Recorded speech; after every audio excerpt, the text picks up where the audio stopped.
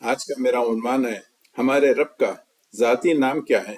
آپ کہیں گے اللہ. بے شک اللہ تعالیٰ کا ذاتی نام یعنی ہمارے رب کا ذاتی نام اللہ تعالیٰ ہے. ہاں، پہلے امریکہ کی ریاست انڈیانا میں ہاؤس آف ریپرزنٹیٹیوز میں ایک بحث آئی تھی، یعنی اوت لینے کے موقع پر، یعنی حلف لینے کے موقع، یعنی یعنی اپنے گاڈ کو کس نام سے بلائیں گے. تو دیکھتے تھے کہ ان کے پاس گاڈ کے کئی نام ہیں، چونکہ یہاں پہ ہر قسم کے لوگ ہیں. جرمن ہیں، ڈچ ہیں، اسکینڈینیوینس ہیں، کورینس ہیں، چائنیز ہیں، سب ہیں. تو کس نام سے جو ہے نا یہ لوگ حلف لیں گے.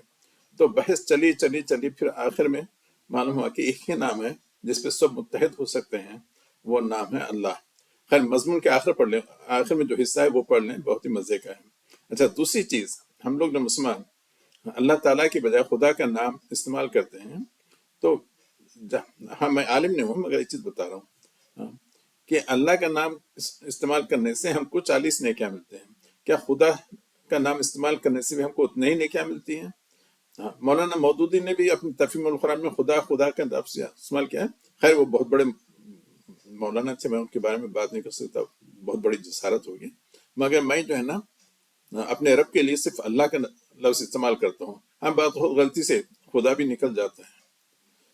مضمون پڑھ لیں، مضمون کا آخری حصہ بہت ہی معلوماتی ہے.